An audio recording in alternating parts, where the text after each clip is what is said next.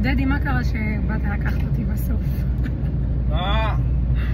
מה קרה שאתה לוקח אותי?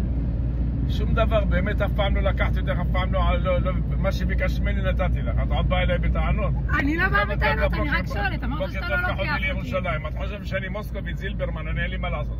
דפקתי את כל היום של העבודה גם. 8:30 בעזרת השם, ואז אני אדע אותך איפה לי, מה מומר. אבא, אני אשמח שאם אתה כבר לוקח אותי. מה הכפרה עליך, מה?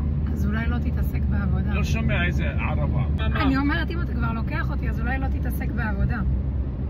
מה את אומרת? גם את העבודה אני אעשה בשביל בטלוויזיה שהטרזי הזה שאת הולכת אליה, וואלה יופי.